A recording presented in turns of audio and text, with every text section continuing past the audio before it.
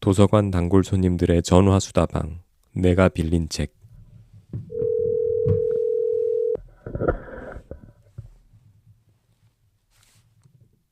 안녕하십니까. 도곡정보문화도서관 단골 손님 김민식입니다. 안녕하셨습니까. 아이고, 청라호수도서관 단골 손님 박동훈입니다. 아이고. 한국 오니까 엄청 춥네요. 아니, 마침 오셨을 때가 어제 오셨죠? 어제 아침에 도착했어요. 네, 7시 지금 반에. 오늘이 며칠이에요? 2026년 1월 14일? 오늘? 14일. 오늘이 14일이죠? 아닌가? 잠깐만. 오늘이 11일 아니야? 에? 그런가요? 11일이구나. 1월 11일 일요일. 11일 111. 111. 예. 그리고 어제 11일 오늘 지금 아침 6시인데 어제 10일 날 오셨잖아요. 도착했어요. 어제부터 갑자기 추워진 거예요. 아, 진짜? 네, 더 나온다고 추워진 거예요. 날씨가 벼렀구나 하죠. 네, 별었어요. 별었는데 특히 어제는 바람이 어마어마하더라고요. 그러니까요. 네. 오늘은 여기에 이제 진짜 어제보다 10도 이렇게 아래 이렇게 내려갔던데. 그래서 다시 한번 네. 노후에는 그냥 따뜻한 동남아에서 겨우살이를 해야겠다라는 생각을 더 굳히게 되었습니다. 한국에 와서 이 매서운 찬바람을 맞고 나니. 아니 며칠 더 있다 오시지 그랬어요. 근데 네. 참고로 인도네시아가 비자 발급이 필요해요. 아, 그래요? 난 솔직히 이번에 발리에서 맨 처음에 첫인상은 그게 난 좀 별로였어요. 왜 별로였냐면, 네. 요즘 대한민국 여권 가지고 가면 무비자가 많거든? 보통 90일 정도는. 보통은 90일까지 그냥 무비자잖아요. 네. 근데 인도네시아는 발리를 발급받아야 되는데, 그래서 그거를 도착해서 바로 현장에서 발급을 받을 수가 있는데 그렇게 하면 시간이 오래 걸릴 것 같아서 미리 온라인에서 사전 발급을 하고 갔단 말이야. 근데 사전 발급을 하고 갔는데 도착해서 하는 거는 똑같이 시간이 오래 걸리는 거예요. 가서 사전 발급 가서 줄 서서 비자하고 근데 그게 이제 왜 결국은 얘들이 그 비자 가지고 이제 장사하는 건데 정부에서 장사하는 건데 나는 사실은 그 비자도 심지어 30일까지예요. 30일 이상이 되면은 30일 이상이 되면은 그 장기 체류 비자로 또 비자의 성격이 또 달라져야 되기 때문에 그래서 나는 사실은 왜 인도네시아가 이런 바보짓을 할까? 나는 요즘 늘 하는 생각인데 뭐냐면 제가 이제 이런 생각을 하게 된 거는 제가 오늘 이제 소개하고 싶은 나중에 책 얘기가 있는데 네. 라디오에 관련한 제가 책을 하나 읽었거든요. 그 라디오 위기에서 기회로라는 시대의 명제라고 제가 감히 생각하는 책인데 진짜 정말 잘 쓴 책이에요. 근데 이 책을 제가 읽으면서 깨달은 것 중 하나가 뭐냐면 왜 사람들은 들어오는 사람들한테 입장료를 받으려고 할까? 그러니까 어디 뭔가 플랫폼을 이렇게 들어갈 때, 오셨어요? 그럼 자, 그럼 일단 입장료부터 내고 들어가시죠.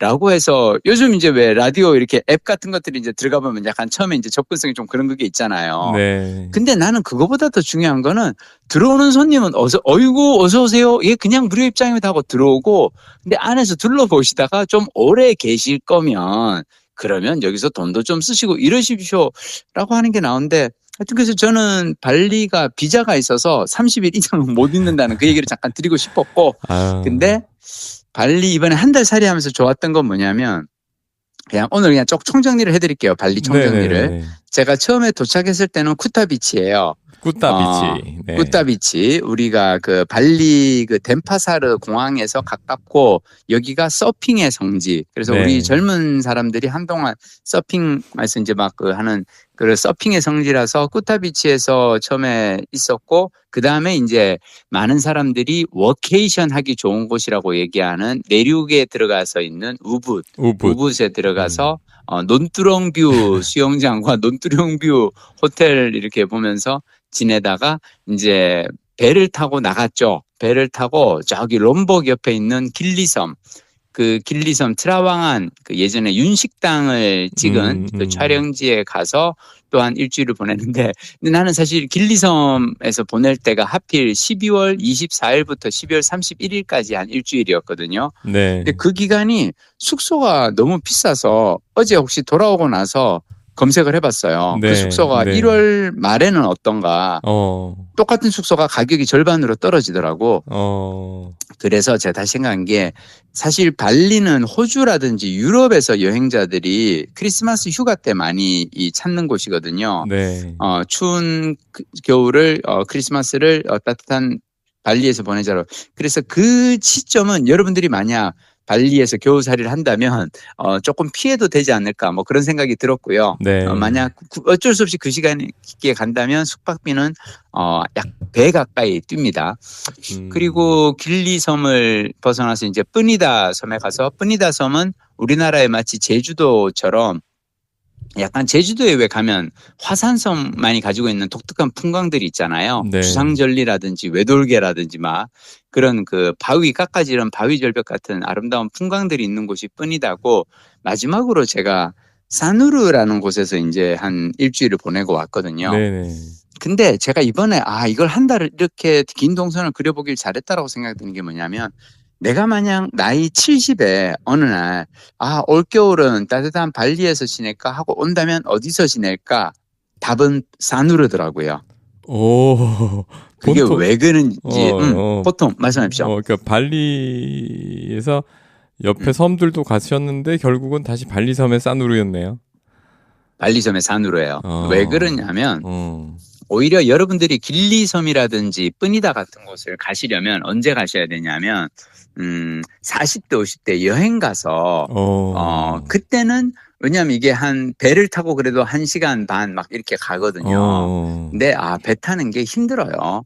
배 타는 게 힘들고 그리고 배로 한번 이동하는 것도 막 근데 저는 왜 나중에 사누르가 마음에 들었냐면 뿌니다 섬도 그렇고 우붓도 그렇고 제가 진짜 우붓과 뿌니다가 참 숙소만 놓고 보면 환경을 놓고 보면 좋은 곳인데도 불구하고 내가 거기에 대해서 박한 점수를 제가 개인적으로는 매기는 이유는 딱 하나예요. 뛸 수가 없다. 나는 슬로우 조깅에 요즘 진심이고 아침마다 일어나서 달려야 되는데 아침에 달리기 가장 좋은 곳이 사누르인 거예요. 그래서 저는 이거를 갖다가 이제 만약 내가 나이 들어서 다시, 그러니까 제가 요즘 사실 짝수달마다 해외여행 다니면서 하는 가장 중요한 것 중 하나는 그래서 나는 나이 들어서 어디에서 지낼까 미리 이제 후보지들을 알아보고 있는데 심지어 제가 이제 나중에 사누르에서 내가 지내야겠다 노후에 생각했던 이유가 뭐냐면 사누르에 노인들이 엄청 많은 거예요. 서양 노인들이. 이미 왔구나. 이미 거기서 근데 그 서양 노인들의 딱 보니까 이분들은 그냥 여기서 살고 있어. 그리고 제가 사누르에서 정말 어떤 식당을 너무너무 마음에 들어서 점심 저녁을 매 끼를 그 식당에서 먹은 곳이 있거든요. 음복 식당이라고. 네. MBOK야 이름이 와룽 MBOK 음복. 그래서 나는 이제 거기를 음복 식당이라고 부르고 매일 갔는데 거기 가서 되게 놀란 게 그 식당이 워낙 맛있고 저렴해요. 요리를 에피타이저부터 과일 아이스까지 해서 디저트까지 요리를 한 4가지를 시키잖아요. 네. 근데 우리 돈으로 7,000원, 6,000원이에요. 총합이. 근데 내가 왜 거기를 알게 됐냐면 어디 이제 갔다가 오는 길에 숙소 근처 골목을 가는데 네. 서양 노인들이 식당에 바글바글한 거예요. 근데 서양 노인들이 저렇게까지 근데 노인들의 가장 큰 특징은 뭐냐면 이분들은 일단 가성비가 중요하잖아요. 젊은 여행자 커플들은요 어디에 있냐면 핫플들에 있습니다. 발리에도 핫플들이 있어요. 바닷가에 막 되게 이렇게 삐까번쩍하게 꾸며놓은 그리고 물가는 우리나라랑 거의 다를 바가 없는 그러니까 막 음료 한 잔에 7,000원, 8,000원 하는 곳들이 있거든요. 네. 근데 그런 곳은 잠깐 이렇게 여행 온 바쁜 이 젊은 청춘 남녀들이 점거를 하고 있는데 노인들은 그 바닷가에서 살짝 한 블록 두 블록 안으로 내륙으로 들어가서 네. 바다는 안 보이지만 그냥 동네 한가운데 있는 그런 골목들의 식당이라도 있는데 정말 싸고 맛있는 거예요. 더 놀라운 건 이 노인들이 주인 앉으면은 무조건 현지 이제 인도네시아 여 가게 주인님하고 대화를 나눠요. 근데 대화를 나누는 수준이 들어보잖아요. 네. 뭐냐면 그래서 너 지난번에 학교에서 발표는 어떻게 됐어?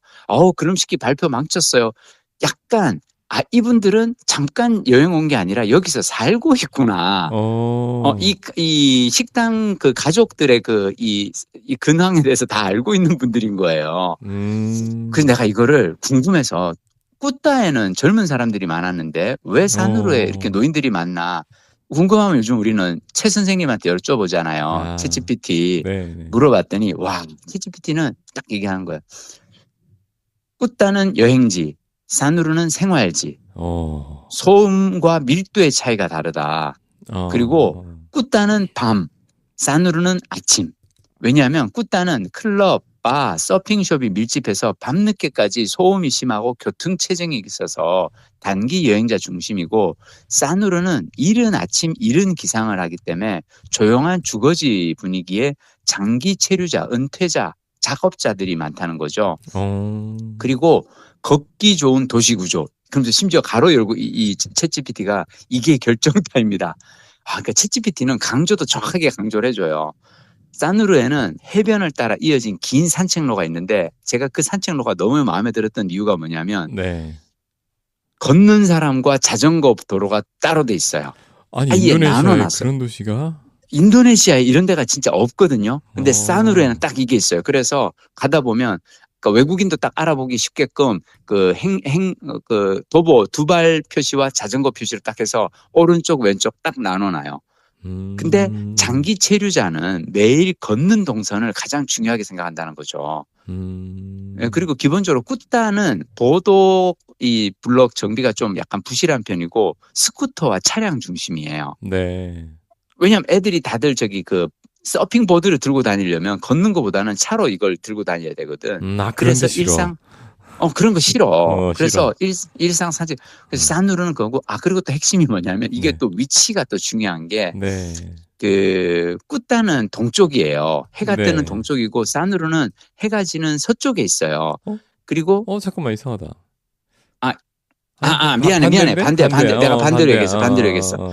산으로에는 해가 뜨는 동쪽이고, 내가 아침에 참 오기 전에 해 뜨는 일출까지 봐놓고는 이딴 소리를 하고 있어. 아니, 우리 안 가본 박동원 부장님이 오히려 제 실수를 정정해 주시는군요. 아니, 지금 지도로, 구글 어스로 내려보고 있습니다. 그래서, 산으루에 이 아침에 일어나서 다들 그 해 뜨는 그 풍광을 보면서 달리는 사람들이 엄청 많아요. 그리고 산으루가 왜 젊은 사람들이 없는 줄 알아요?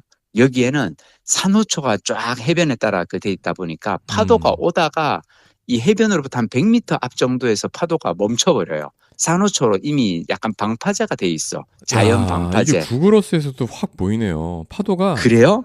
그 앞에서만 있고요. 그 뒤에는 한 100m 정도는 100m 파도가 없어요. 그러네요. 이야, 구글어스 좋다. 그러다 보니까 꾸따는 파도가 좋으니까 거기에 서핑하는 젊은 사람들이 몰려가 있고, 자, 서핑하는 젊은 서퍼들은 제가 그 탄자니아 잔지바르 섬에 가서도 똑같이 느낀 건데 전 세계 어디를 가나 서퍼들의 이 생활 동선은 오후에 서핑을 하고요. 그리고 밤늦도록 클럽에서 술을 마십니다. 그리고 새벽 2, 3시 정도에 이제 제가 그게 진짜 싫었던 게 그 탄자니아 그 아프리카 잔지바르 섬에서 내가 싼 숙소에서 묵는다고 그 도미토리를 썼는데 미치겠는 게 나는 한 10시쯤 잠자리에 드는데 이놈 새끼들이 꼭 새벽 1, 2시에 술 처먹고 들어와가지고 막 떠들면서 막 이렇게 그 도미토리니까 왜 같은 방을 쓰잖아요. 나게 미치겠. 다만 그 잔지바르 섬에서 내가 얘기 지내면서 좋았던 건 뭐냐면 아침에 딱 내가 해 뜨는 거 보러 나가잖아요. 아무도 없어. 해변은 나의 독차지. 근데 산우르가 그런 면에서 완전 다르고 그리고 생활 물가와 소비 패턴이 달라요. 그러니까 꾸따는 젊은 관광객들이 오는 곳이니까 젊은 관광객들은 어때요? 얘들은 어차피 일주일 열흘 지내려고 온 거란 말이야. 그래서 와서 막 써요. 근데 노인들은 내가 거기에서 장기 체류를 해. 막 쓰면은 내 이번 달 생활비가 빵꾸가 나잖아. 그래서 노인들은 로컬 식당, 채소 가게, 약국, 병원 접근성이 좋은 산으로에 가서 사는 거예요. 그래서 제가 이걸 딱 이번에 깨달은 게 뭐냐면 나중에 내가 나이 들어서 한 70, 80에 내가 발리를 온다면 그러니까 뭐 나는 그때도 역시나 만약에 이제 뿌니다라든지 우붓이라든지 꾸타비치 잠깐은 갈 것 같기는 해요. 네. 하지만 마지막에 긴 시간을 보내는 곳은 산우르가 될 것 같다라는 생각이 듭니다. 종합병원도 있네요. 다 있어요, 거기. 네, 종합병원도 있고. 그 위치가 이게 발리에서 딱 정말 동쪽에, 그러니까 정동진 같은 느낌의. 맞아요. 예, 그러니까 해안 도시 동쪽에 있는 동쪽 끝에 있는 해안 도시고. 그 제가 지금 말씀을 듣다 보니까 제가 2년 동안 살았던 뉴질랜드의 타우랑가가 또 거기서 그 은퇴자들의 도시로 또 유명하거든요. 그래서 실버타운도 많이 있고 그렇습니다. 거기랑 되게 비슷하네요. 왜냐면 그래? 위치도 딱 동쪽 끝이에요, 거기도. 그래서 해 뜨는 거를 매일 볼 수가 있고 일조량 많고 그리고 근데 거기는 이제 바다는 여기랑 다르게 산호초가 아니라 서핑도 좀 할 수 있는데 대신 거기 서퍼들은 이렇게 밤늦게 뭐 술 먹고 돌아다닐 일은 없어요.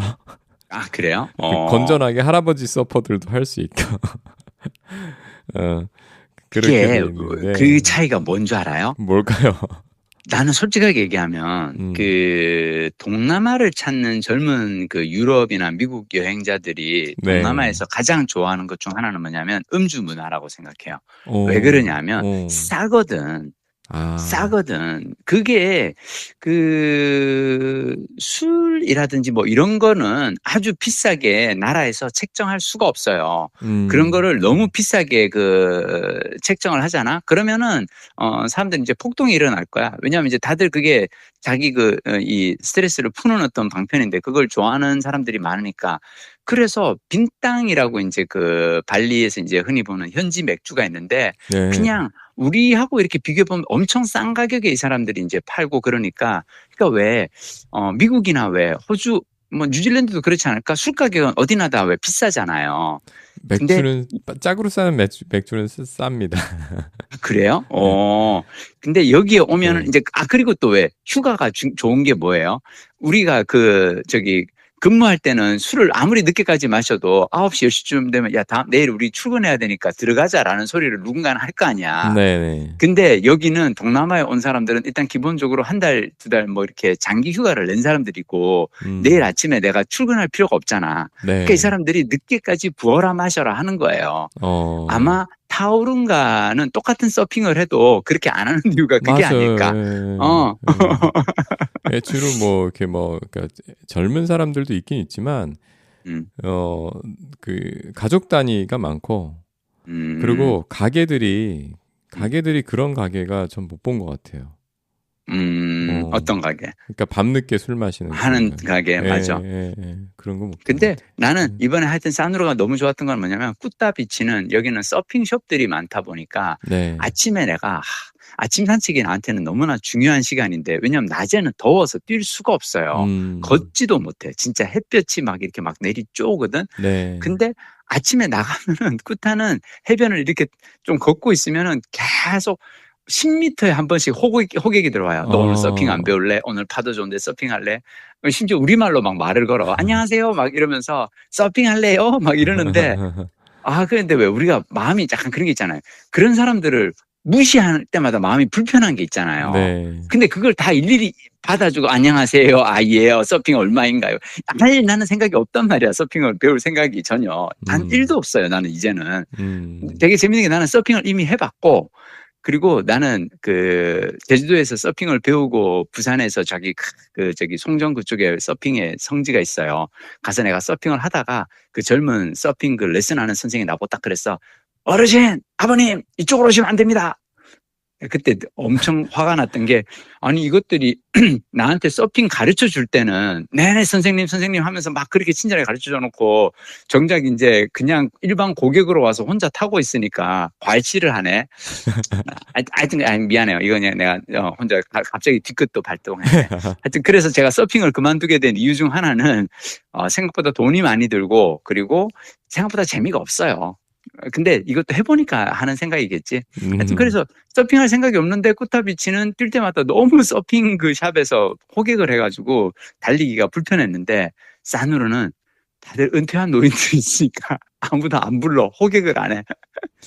요 산우르는 그러면은 동남아 도시들 일반적인 도시들하고 다르게 보도블록이랑 차도도 좀 구분돼 있고 완전 구분돼 있어요. 완전 구분돼 있어요. 뚠이다나 우붓은 그 구분이 안 돼 있어서 너무 불편했는데. 전 그게 진짜 힘들었어요. 동남아. 진짜 그게 힘들어요. 맞아요. 길도 못 건너잖아요. 애들 데리고 심지어 힘들어서. 맞아. 근데 물론 여기도 저거는 있어요. 오토바이. 오토바이가 많고 횡단보도에 신호등이 없어. 나는 한국에 돌아와서 맞아 여긴 참 신호등이 있지.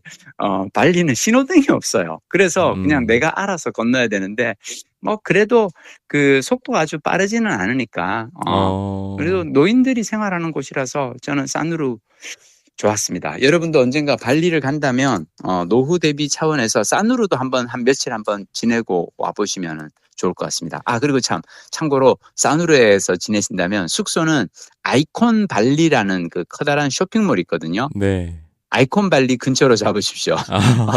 저는 이번에 숙소를 그냥 예약을 할 때 그 리뷰에서 이 근처에 커다란 쇼핑몰이 있어서 참 좋다라는 외국인 그 여행자들의 리뷰가 많아서 그런가 해서 그냥 잡긴 했는데 커다란 쇼핑몰이 진짜 아이콘 발리라고 엄청 큰 쇼핑몰이 하나 있거든요. 네. 근데 그 쇼핑몰이 큰 게 하나 있으면 뭐가 좋으냐면 더운 여름에 그러니까 낮에 이렇게 그냥 쇼핑몰 가서 에어컨 바람 맞으면서 그 안에서 뭐 20분, 30분 산책할 수도 있고 뭐 무료 공연 같은 거 많이 하고 그래서 참 거기서 저는 이번에 그 아바타 3 아이맥스로 봤거든요. 아니 이 도시에 아이맥스 영화관이 있단 말이에요? 아이맥스 영화관이 있습니다. 산으로 우습게 보지 마십시오. 그게 아이콘 발리라는 거기에는 엄청 큰 쇼핑몰인데 아이맥스 영화관인데 물론 우리나라 용화맥하고는 다릅니다. 나는 가서 이 정도는 우리나라 그냥 돌비 아트모스관 정도인데 그러니까 크기는 좀 작아요. 근데 하여튼 아이맥스라서 근데 영화 아이맥스가 5,000원입니다. 5,000원. 그래서 하여튼 가서 왜냐면 영어로 하니까 자막은 인도네시아 자막이지만 그래서 그냥 아바타 3도 이번에 보고 왔고요. 나는 나이 들면은 내가 여기 아이콘 발리 근처에 싼 숙소 하나 잡아놓고 아침에 수영장에 이렇게 나와보면 호텔 수영장에 노인들이 버글버글해요. 야, 이 아이콘 발리 제가 이 하늘에서 봤는데, 이야, 어마어마한 쇼핑몰이네. 어마어마한 쇼핑몰이에요, 거기가. 뭐 마지막으로 궁금한 모기, 그래도 여기도 모기 있죠? 모기 많아요. 모기 장난 아니에요. 모기는 어쩔 수가 없습니다. 그러니까 둘 중 하나를 선택하세요. 네. 혹한의 한파를 견딜 것이냐, 모기를 견딜 것이냐. 근데 모기는 버물리 가져가시면 됩니다. 아니 이렇게 모기 많은 동네는 그 동네 특유의 모기 쫓는 뭔가의 그 뭐 약이나 이런 게 있지 않아요? 몰라. 없나? 그런 거. 근데 제가 생각하는 이 현지 와 보니까 서양 노인들은 그냥 모기 있으면 그런갑다 하고 사는 것 같더라고요. 근데 노인 돼서 가서는 괜찮을 것 같아요. 사실 모기가 노인분들은 잘 안 물어요. 그래? 그래? 왜 그런 거야? 애들을 잘 물어요. 애들을. 그래? 네. 왜냐면 이게 뭐 이렇게 왕성한 신체 활동, 이 신진대사 그거에 의한 분비물 여기에 모기들이 주로 끌리기 때문에 노인분들 그래서 사실 모기 별로 안 문다고 하시더라고요. 저는 발리 얘기보다 오늘 저는 책 얘기 좀 하고 싶어요. 제가 최근에 또 책도 이렇게 다 읽으셨어요. 아니 너무 재미난 책을 제가 또 그래서 이 책은 또 제가 이제 MBC 다닐 때 제가 되게 좋아했던 후배가 하나 있어요. 그 라디오에서 일하는 친구인데 그 친구가 라디오 PD로 일하는 친구인데 그 친구가 책을 썼는데 이제 그래도 그래서 나는 그냥 사실은 처음에는 그래도 이 친구가 평소에 어떤 생각하고 사는지 한번 궁금해서 한번 읽어봤는데 읽다가 이거는 라디오 이야기가 아니라 산업이 변할 때, 세상이 변할 때, 위기가 닥쳐올 때 우리는 무엇을 해야 되는가라는 그런 이야기를 하는 아주 중요한 지금 이 시대에 특히나 우리가 이 AI라든지 이런 그 산업의 모든 전 분야에 있어서 위기가 닥쳐오고 있는데 이런 시대에 우리가 어떻게 살 것인가에 대한 이야기 아닌가 생각하면서 진짜 읽은 게 제목이 라디오 위기에서 기회로라는 책이고요. 제목이 별로 이렇게 쌈박하진 않네요. 솔직하게 말씀드리면 이 책은 그 일반 독자들을 위해서 쓰신 것 같지는 않아요. 근데 다만 그 라디오 산업 분야에서 일하는 분들한테는 이분은 정말로 그냥 목청껏 외치고 싶은 어떤 메시지가 있어서 쓰신 책인 것 같고, 근데 책을 읽다가 나는 서문에서 되게 딱 와닿았던 게 그거예요. 하던 대로 열심히 했는데 내 주변 환경이 바뀌어 위기에 빠졌다면 그 위기 탈출의 출발점은 자신의 자리와 역할을 재정의하는 것이다. 나는 어떻게 이런 문장을 쓸 수 있을까? 야, 놀란 게, 이 진짜 중요한 거거든요. 왜? 나는 열심히 살았어. 많은 사람들이 그러잖아요. 나는 열심히 하는데 나의 의지와 상관없이 주변이 기술적 어떤 변화 때문에 위기가 찾아온다면, 자, 그때 해야 될 건 뭐냐면 나는 과연 어떤 일을 하는 사람인가? 나의 역할을 재정의하는 건데, 근데 저는 이 책을 읽으면서 라디오라는 매체가 이렇게 매력적인 매체구나 다시 생각이 됐거든요. 그러니까 뭐냐면 라디오는 사실은 최초의 매스미디어잖아요. 최초의 매스미디어 라디오가 지난 100여 년 동안 이 온갖 위기를 겪었는데, 이를테면 1950년대 초 TV가 나왔어. 그전에는 왜 우리가 기억하는 그 오선 웰즈의 우주전쟁 막 이런 거 왜 라디오 드라마로 나왔을 때 막 사람들 막 피난하고 막 그런 얘기들이 있었잖아요. 전설 같은 이야기들. 라디오의 시대가 있다가 TV가 나와서 이제 그러면 TV가 나왔으니까 라디오는 망했나 싶은데, 왜냐하면 집안의 중심에 있던 그 라디오가 TV한테 자리를 뺏겼으니까. 근데 라디오 방송들은 이때 이동 중 듣는 개인 매체라는 새로운 정체성을 찾아냈다 이거지. 그래서 진공관 대신 트랜지스터를 채택해서 작고 가벼운 휴대용 라디오 만들고 자동차 대시보드. 자, 1950년대 텔레비전이 각 가정에 깔릴 때 동시에 자동차도 미국에서는 각 가정에 보급이 되기 시작했는데, 그 자동차에서 운전하면서 TV를 볼 수는 없으니까. 그리고 TV가 또 자동차 대시보드에 들어가지도 않고 당시 크기로는 작은 라디오를 자동차 대시보드에 장착해서 이제 이 자동차에서 라디오가 항공기를 또 구가하다가 또 그러다가 또 갑자기 저기 워크맨이 나오잖아요.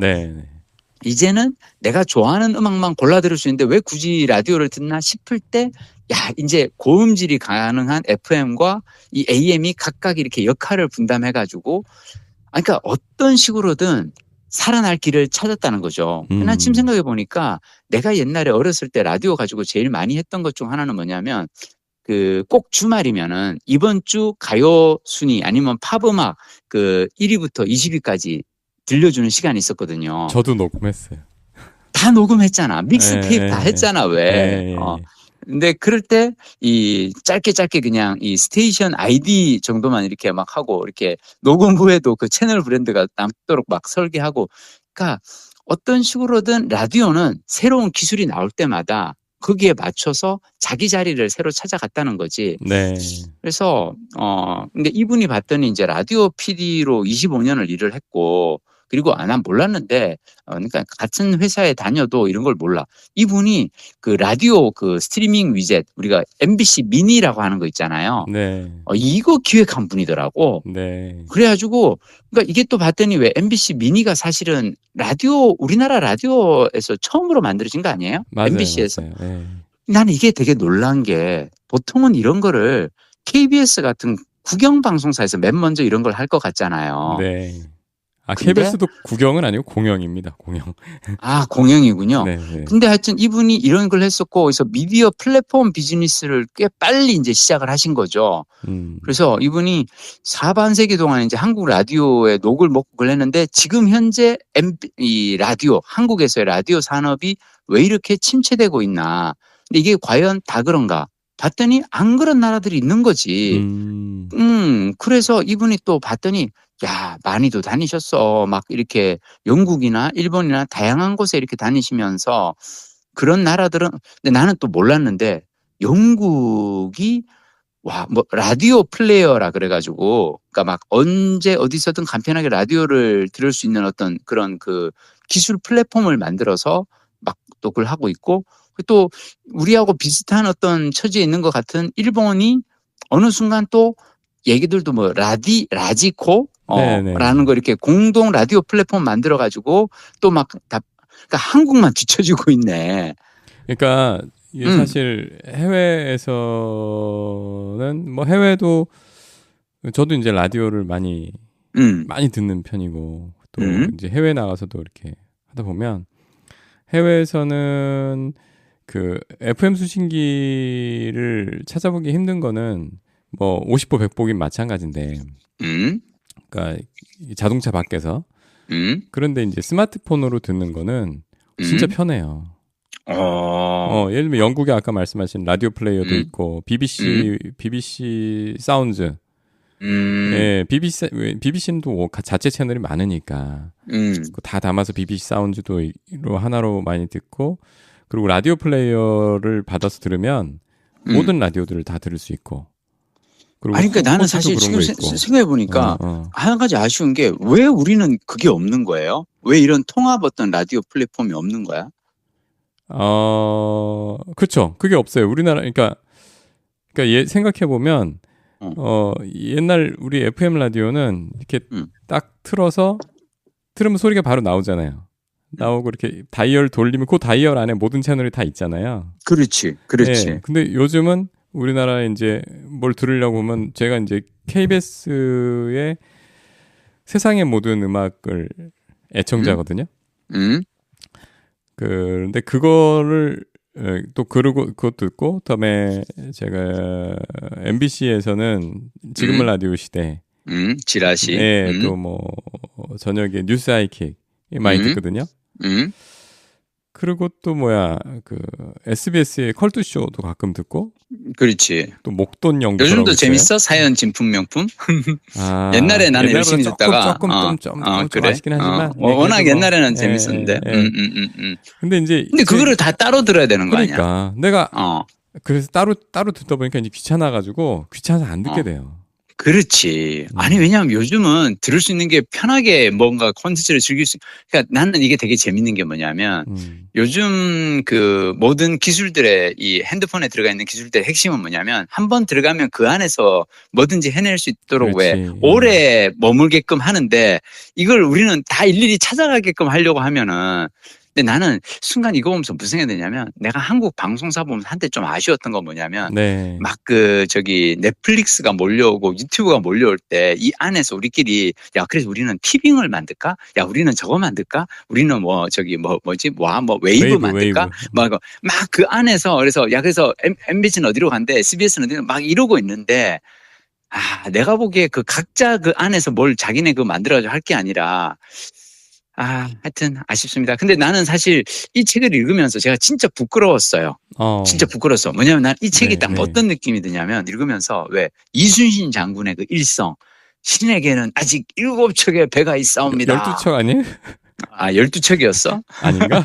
12척이었던 것 같은데. 그러니까 뭐냐면 왜 아직 싸움은 끝나지 않았다. 아직 해볼만 하다라는 출사표 같아요. 이 책이. 근데 나는 직업인으로 평생을 살아온 사람이 이런 작업을 해냈다는 것만으로도 저는 되게 의미가 있다고 생각하는 게 왜냐하면 이게 자신이 평생 녹을 먹고 살아온 그 업의 세계를 위해서 참언과 진언을 내놓은 거야. 나는 같은 방송사 밥을 먹었지만 과연 나는 이렇게 치열하게 조직과 산업을 위해 고민한 적이 있나? 부끄럽더라고요. 솔직히 말씀드리면 저는 항상 도망 다녔거든요. 저는 시트콤이 몰락하는 걸 봤어요. 시트콤의 몰락도 사실은 기술 때문에 찾아온 거였거든. 왜냐하면 2000년대 초반에는 왜 방송 3사에서 다 청춘 시트콤을 저녁 7시에 편성했어요. MBC에서 논스톱 시리즈, KBS에서는 멋진 친구들, SBS에서 오렌지, 방송 3사에서 7시에 했단 말이야. 그러다가 그 청춘 시트콤의 주된 시청층이 중고생들인데 이 친구들이 인터넷으로 다운로드 받아서 보기 시작한 거예요. 자, 다운로드해서 받아보기 시작하면은 실시간 그 광고 시청이 의미가 없어지잖아요. 네네. 그래서 사실은 PC 다운로드 프로그램이 시작되면서 가장 먼저 타격을 받은 게 시트콤이었거든. 몰랐네요. 그래서 정준 시트콤이 사라졌어요. 근데 나는 그거를 보면서 이거는 내가 개인적으로 어떻게 할 수가 없는 어떤 변화잖아요. 그러면 나는 시트콤에서 근데 나는 그때 딱 생각해봤지. 그럼 나는 시트콤을 좋아하는 사람인데 시트콤이 사라지니까 나는 예능에서 그럼 남아서 뭘 해야 되나. 근데 난 솔직히 리얼리티 쇼는 나하고는 안 맞거든. 왜냐하면 나는 이야기를 만드는 사람인데 리얼리티 쇼는 이야기를 만드는 게 아니잖아요. 그래서 그냥 그러면 이야기를 만드는 또 다른 그게 드라마잖아요. 그래서 난 드라마국으로 갔단 말이야. 근데 갔다가 이제 또 드라마국에서 또 인생이 또 한번 꼬이지. 이제 그래서 근데 나는 근데 또 드라마로 갔더니 또 공중파 드라마가 넷플릭스하고 유튜브의 싸움에서 또 밀리는 거예요. 아유, 안 되겠다. 그러고 나는 그냥 명퇴 신청하고 나왔단 말이야. 근데 내가 이 책을 읽으면서 이 책은 해법을 끊임없이 계속 보여줘요. 나는 그 진짜로 한국의 그 라디오 방송 관계자들은 누구나 이 책 읽어봤으면 좋겠고, 근데 난 사실은 라디오 관계자뿐만 아니라 나는 왜 우리가 일하다 보면 AI 때문에 이제 새로운 기술의 발전 때문에 내가 있는 이 회사가 시장이 어려워졌는데 어떻게 하면 좋을까 싶은 사람들은 이 책을 읽었으면 좋겠어요. 난 라디오 사람 말고도 이 책을 읽었으면 좋겠어. 왜 그러냐면 내 업에 대한 거는 너무 깊은 이야기는 오히려 읽기가 불편하고 힘들어요. 왜냐하면 나에게 계속 뼈 때리거든. 야, 이 자식아, 네 인생 망했어. 네가 있는 그 회사 망했어. 뼈 때리는데 이거는 약간 살짝 남의 얘기 같거든. 야, 그렇잖아. 라디오는 약간 남의 얘기인데 이 책이 되게 재밌는 건 뭐냐면 우리가 아는 얘기잖아요. 왜냐면 우리가 어려서부터 라디오를 곁에 하고 살아왔으니까. 그래서 라디오 이야기를 통해서 우리가 근데 저는 사실 이 책 보면서 약간 저거 생각났어요. 시티폰 혹시 기억나요? 네네네. 예전에 나는 삐삐와 휴대폰 사이에 사이에서 있던 거. 저 공중전화 박스 옆에 가서 걸어야 되는 거. 그렇지. 그러니까 이게 이 책의 중간에 되게 재밌는 대목이 한 장을 이 저자가 생각한 게 한국은 도대체 왜 어쩌다 이렇게 됐을까? 다른 나라는 잘 그래도 라디오가 이 기술 변화와 시장의 변화에 맞춰서 잘 진화를 하고 있는데 그러면서 중간에 한 얘기 중 하나가 뭐냐면 그 DMB라는 그 변종 기술이 등장했다. 이 얘기가 살짝 나와요. 예. 그래서 라디오 디지털 추진력을 근데 딱 생각해보면 뭐냐면 나도 이 DMB가 한참 처음에 나왔을 때 이쪽에 관련 나는 주조정실 그 송출실에 있었으니까 옆에 그 DMB 송출실이 따로 있었거든요. 지금 생각해 보면 DMB는 시티폰 같은 거였지. 근데 나는 우리가 시장이 변할 때 조심해야 되는 게 변종 기술의 등장을 조심해야 돼요. 삐삐에서 시티폰이 처음 나왔을 때 사람들이 막 되게 편하고 좋아했던 게 뭐냐면 시티폰, 그러니까 그전에는 삐삐를 받으면 공중전화를 찾아야 했는데 이제는 내 폰으로 직접 할 수가 있어. 근데 사실 이거는 직접 전화를 받는 휴대폰이 나오는 순간 사라지는 기술이잖아요. 그렇죠. 그러니까 이 어떤 궁극적 해법이 정해진 미래인 상황에서 예, 그거를 살짝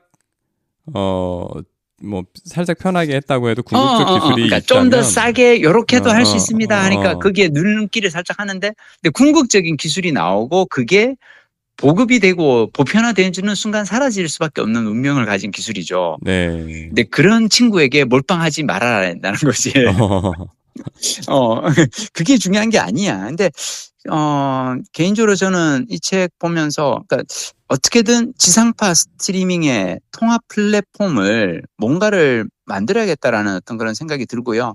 근데 되게 간 게 이제 근데 나는 영국이 되게 부러웠거든요. 이 책에서 영국에서 해놓은 어떤 다양한 그런 것들 이거 했는데 자, 봐봐요. 난 영국이 왜 이렇게 잘 나갈까를 생각해 보니까 어떻게 이 사람들은 이거를 다 우리가 사람들이 귀로 들으며 즐기는 두 가지가 있어요.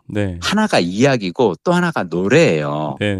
근데 영국은 스토리텔링 산업과 음악 산업의 종주국이에요. 그렇죠. 셰익스피어와 해리포터와 비틀스를 가진 나라예요. 그러네. 생각해봐요. 그리고 그게 그 두 가지가 꽃피운 원인과 결과가 나는 라디오라고 생각해요. 영국 사람들은 라디오를 좋아하니까 이야기를 즐기고 그리고 노래를 즐기고 그러다 보니까 그걸 들은 사람들이 나와서 지금도 여전히 새로운 어떤 이야기를 만들고 제가 이번에 발리 여행하면서 매일 저녁마다 했던 게 밤에는 나는 이제 나가서 술 마시고 이런 사람은 아니니까 저녁에 나는 블랙미러라는 영국 드라마를 한 편씩 봤단 말이에요. 네. 보면서 다시 한번 느꼈어. 와, 영국 사람들은 진짜 이야기를 잘 만드는구나. 스토리텔링 산업에 어떤 그게 있어.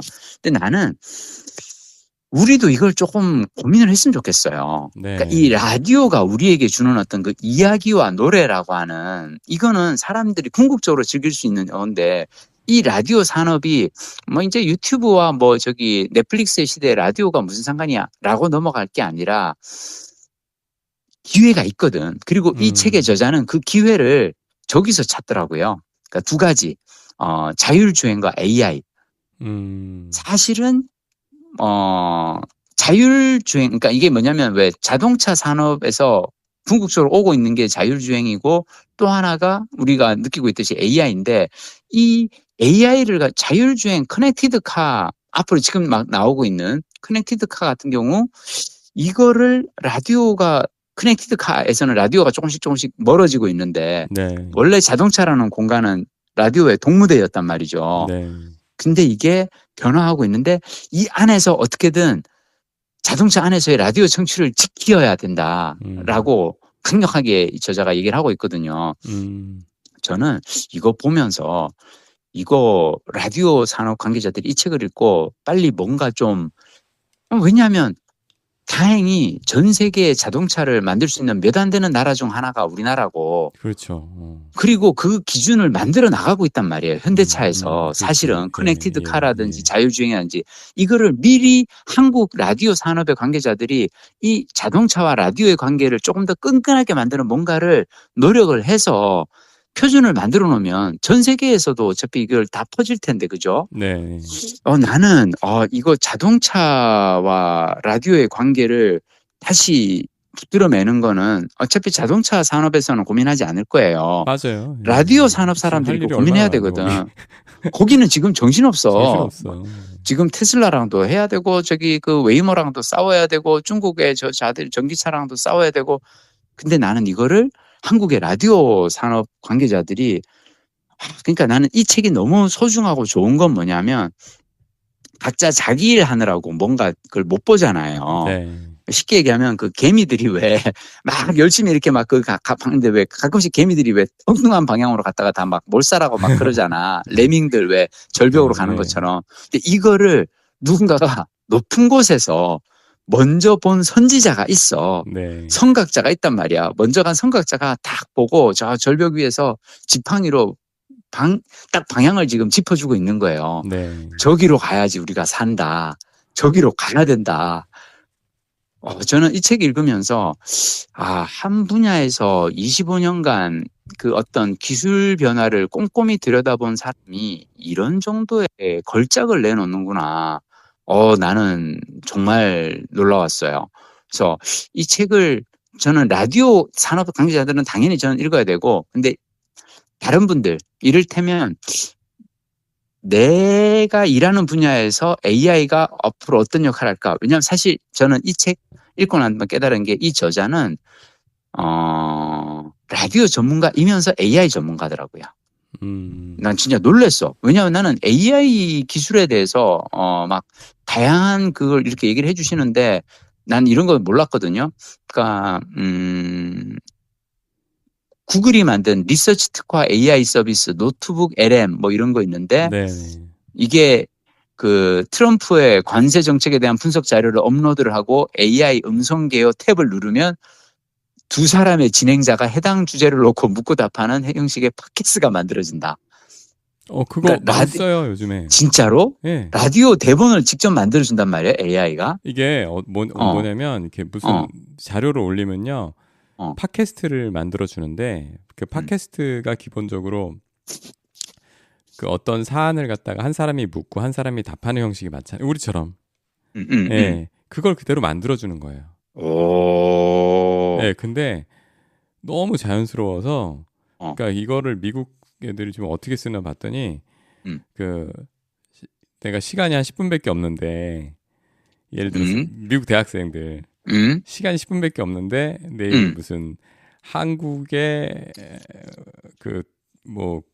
한국의 뭐 독립 한국의 뭐라고 독립운동사 예, 그 중에 뭐 한 부분을 이제 안중근 수업을 의사 듣는데 이야기를 그걸 자료로 받았어. 그런데 그거를 내가 뭐 졸리기도 하고 앉아서 충분히 이렇게 10분 막 1시간 공부할 시간이 없어. 그럼 맨날 밀어넣어요. 밀어넣으면 한 10분 15분짜리 팟캐스트로 만들어주거든요. 핵심을 딱딱딱 짚어가지고 해가지고 그거를 이제 어디 이동하면서 가는 길에 거예요. 그냥 들으면서 가는 거지. 들으면서 핵심을 딱딱딱딱 짚어주니까. 근데 저도 이게 몇 개 해봤는데 진짜 잘해요. 그래서 그걸 들으면서 느낀 게 아니 이러면 요거 실제로 대본 만들고 녹음해서 하던 사람들은 어떻게 되지? 그렇지. 예. 이거 했던 사람들은 다 어떻게 되지? 그럼 또 어떤 사람들 그러잖아요. 야 그래도 아직 거기 이런 미비한 점이 있고 요거는 아니 근데 그건 시간이 해결해줄 문제잖아요. 맞아. 모든 건 다 이거 시간 문제인데 이게 그럼 이거는 결론을 내리고 가야지. 궁극적인 해법으로 간다고 보고 대처를 해야 되는데 거기서 어떻게든 뭔가 빈틈을 찾아내 갖고 방어를 하려고 한단 말이에요. 내가 아까 얘기한 시티폰 같은 거. 네. 지금 이 순간, 그러니까 나중에 스마트폰이 나오는 순간 그건 날아갈 수밖에 없는데, 그래도 무슨 소리야. 나는 여기서 시티폰 같은 자리라도 하나 차지할 거야. 여러분, 지금 시티폰의 현재가 어떠냐고. 근데 여러분, 참, 그거 혹시 알아? 네. 삐삐 만들던 회사 요즘 뭐 만드는지 알아요? 삐삐 만들던 회사가, 오더, 주문, 우리나라 회사요? 아니 세계적인 모토로라 이런 데 말고 말고 우리나라에서 삐삐 만드는 회사. 어떤 회사였죠? 나는 그러니까 그냥 다 망하고 사라진 줄 알았거든요. 네. 근데 우리 왜 카페에 가서 주문하고 이거 벨 받아오는 거 있잖아요. 그 벨 울리는 거. 네네. 그거 그 회사에서 만드는 거래요. 그래요? 그 회사 살아있었구나.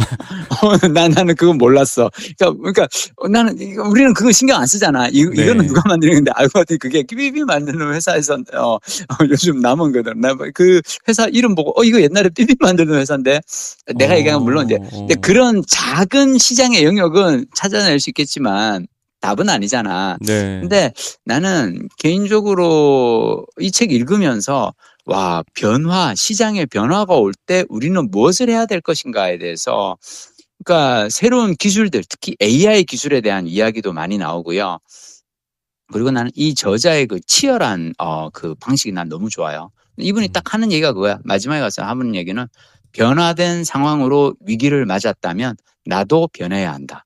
난 이게 핵심이야. 이분 뭐냐면 어제의 강점에 매달리지 말고 무엇이 오늘의 내 강점이 될 수 있을지 빨리 파악해서 나를 재주장하자.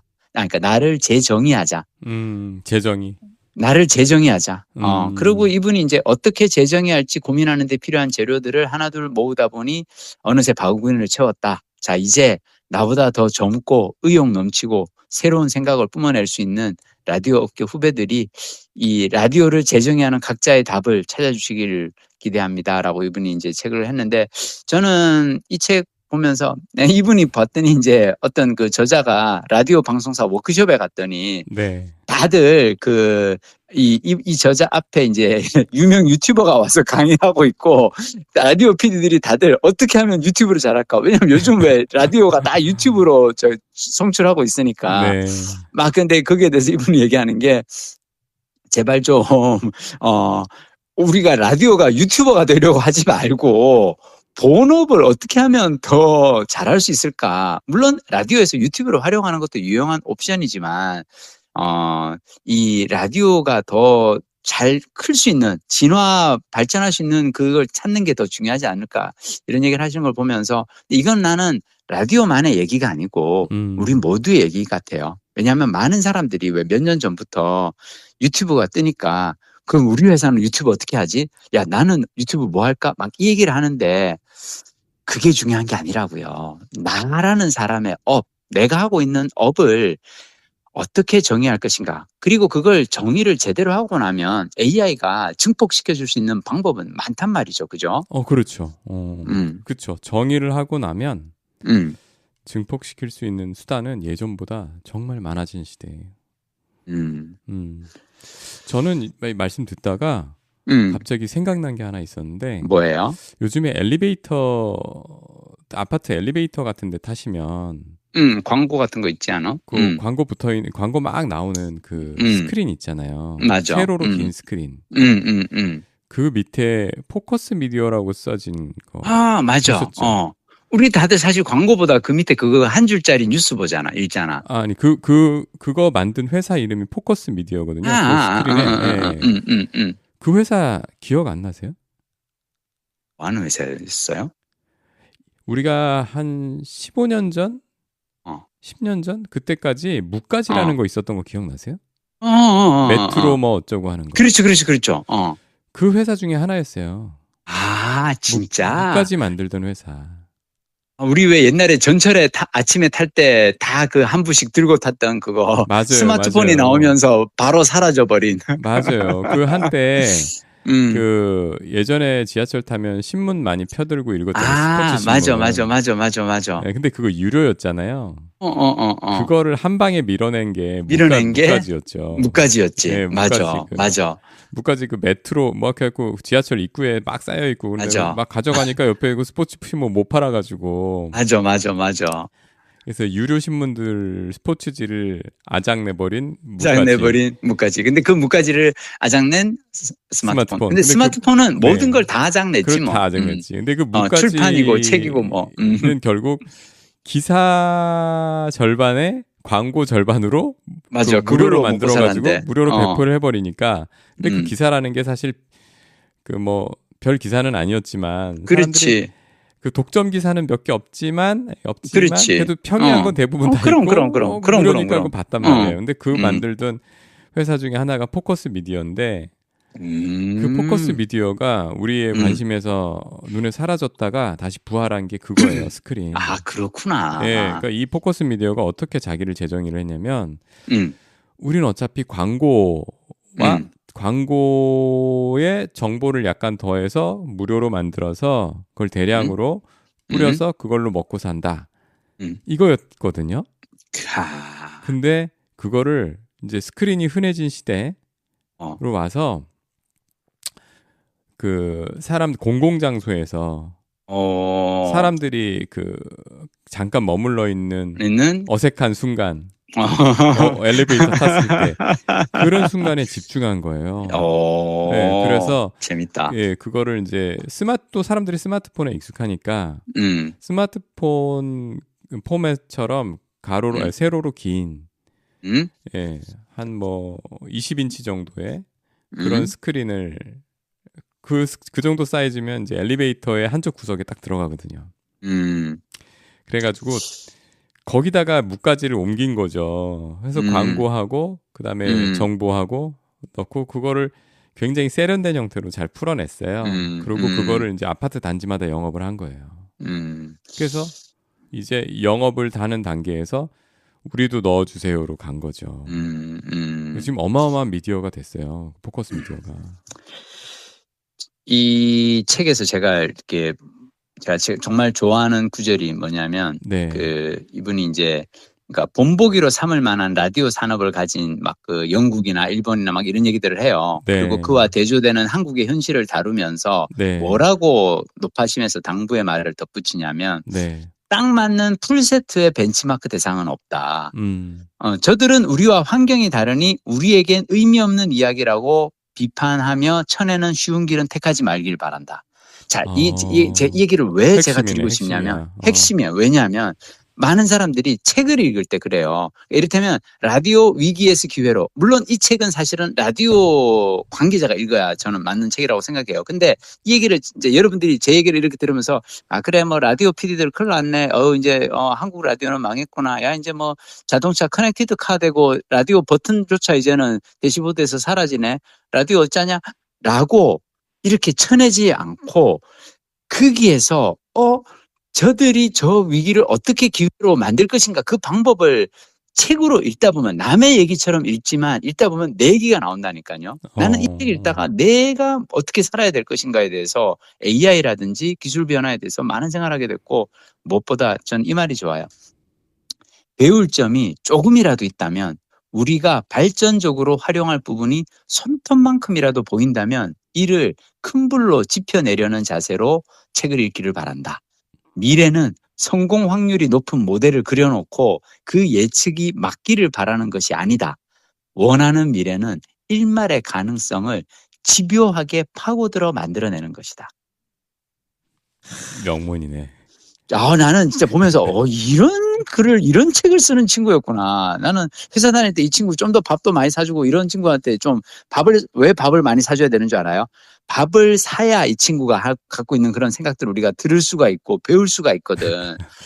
이런 훌륭한 친구들을 만나서 밥을 살 수는 없더라도 이 친구가 쓴 책 한 권을 읽는 것만으로도 25년치 이 어떤 한 조금씩 사양길에 접어들어서 서서히 사라져가는 것 같은 그런 그 산업을 25년 동안 들여다보면서 이 산업을, 이 시장을 살리기 위해서 무엇을 해야 될 것인가 치열하게 고민한 사람의 그 이야기를 한 권의 책으로 만나실 수 있습니다. 라디오 위기에서 기회로. 근데 제가 발견한 올해의 명작입니다. 아까 일단 2026년 올해의 책이야. 지금까지 읽은 책 중에서 최고야. 아니 그 마지막 인용해 주신 부분이 혹시 어디 들어 있나요? 이게 뭐 들어가는 걸? 아니요. 걸? 2장 마치는 글이에요. 2장에 마치는 글에서 2장의 끝부분 여기구나. 라디오 사용하는 글로벌 트렌드라는 오해. 여기 끝에. 끝에. 제가 이 말씀 왜 드리냐면 한 가지 아픔이 있네요. 왜? 책의 가격이 푸덜덜하네. 얼마인데?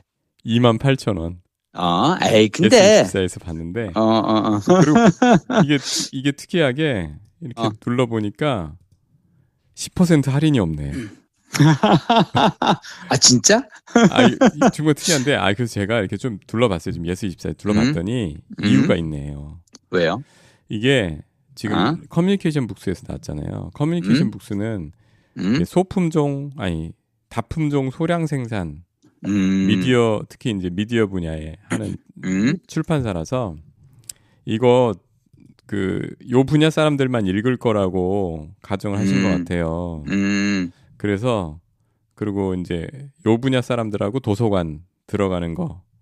그럴 때 제가 할 수 있는 얘기는 아주 간단하죠. 이런 책은 여러분 동네 도서관에 가서 어차피 저기 2020년 새해가 밝았고 이제 여러분들이 책 주문할 수 있는 그 예산이 다시 열릴 거란 말이야. 메모를 해두세요. 그래서 저는 사실 말씀 듣다 보니까 맞아요. 개인이 만약 사서 가기 그렇다면 근데 이런 책은 사실 나는 동네 도서관 곳곳에 비치되어야 한다고 생각합니다. 왜냐?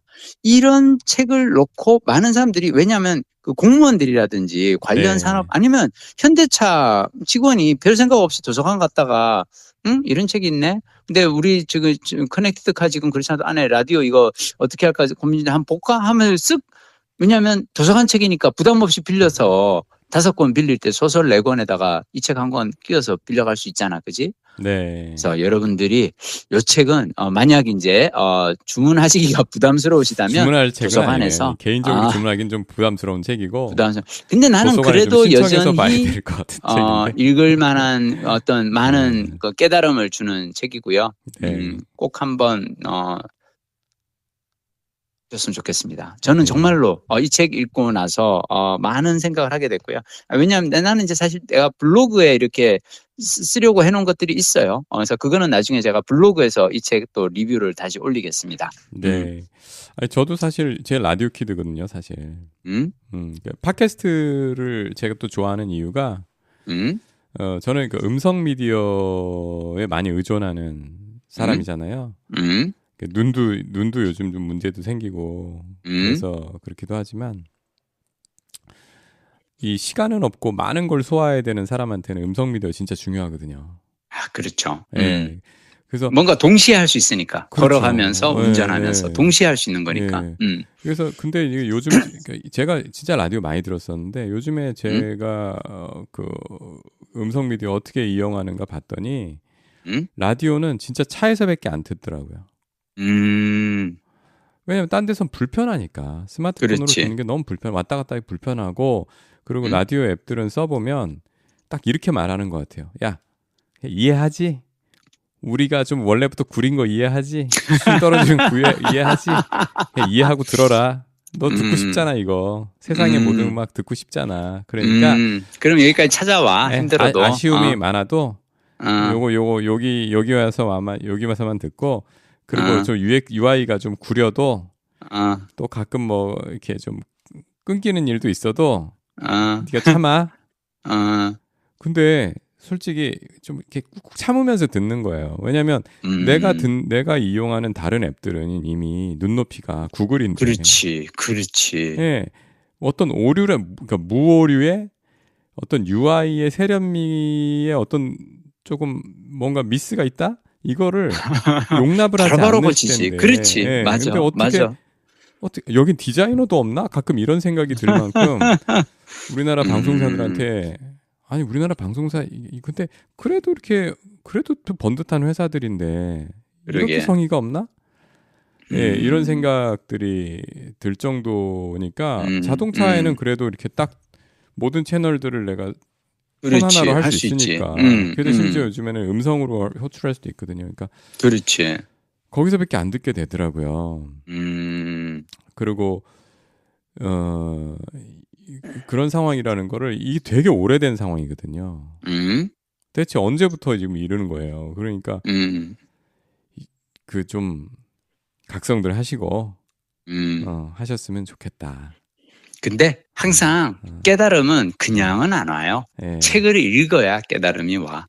그리고 그 깨달음이 오고 난 다음에 무엇을 할 것인가에 대한 해법 또한 나는 책에서 찾을 수 있다고 생각하고, 라디오에서 일하시는 분들은 정말 저는 이 책 한번 읽고, 나는 라디오 PD들이 이 책을 읽고 독서 모임을 했으면 좋겠어. 그래서 우리는 무엇을 할 것인가, 뭐 이런 걸 조금 했으면 좋겠어.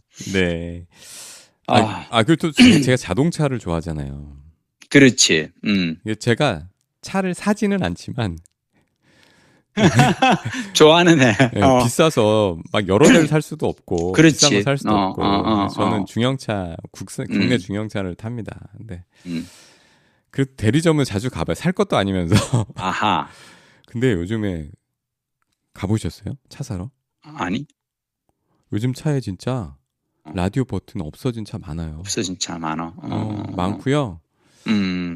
그리고 저도 그런 경우도 봤어요. 제가 이제 저희 선배가 자회사 임원이 돼가지고 차를 탔는데 관용차 새로 나왔다고 저 이제 점심 먹으러 가서 그 관용차를 탔어요. 이분이 라디오를 못 들어. 이 차는 라디오가 어디 있는 거야 도대체? 그러니까 이게 신차를 받으신 거예요. 근데 이 차가 나오면서 그 라디오라고 써진 버튼이 일단 없어졌어. 없어. 그렇지. 네, 그리고 우리는 그게 항상 있었는데. 네, 예전 그리고 차들은. 이게 찾아 들어가서 이 미디어인가 뭐든가로 들어가가지고 이거를 켜야 돼요. 그 안에서 커넥티드 카라서 여러 가지 뭐 멜론도 있고 뭐 팟빵도 있고 뭐 다 있어요. 근데 그 중에 하나로 FM이 들어가 있는 거예요.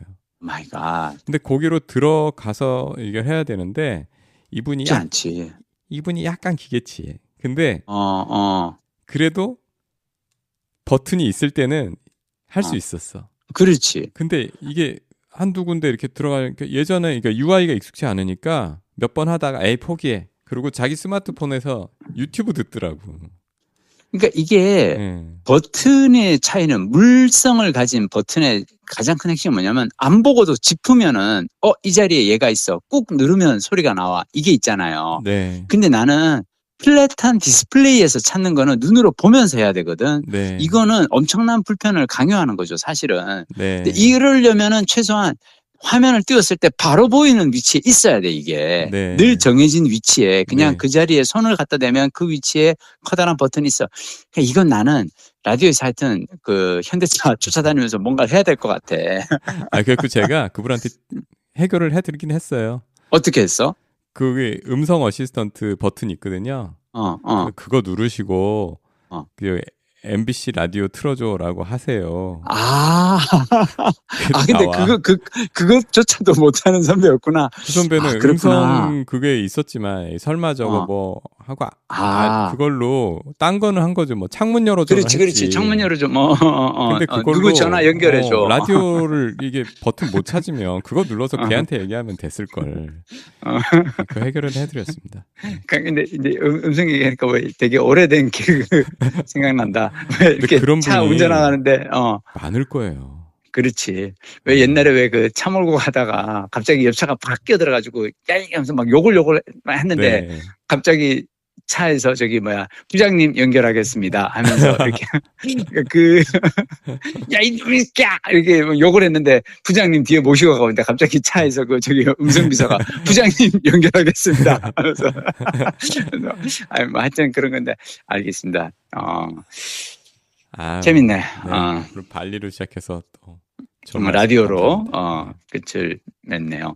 하여튼 우리는 그러면 또 다음 주에도 또 재미난 이야기 또 한번 나눠보도록 하시죠. 다음 주에 뵙겠습니다. 다음 주에 뵙겠습니다.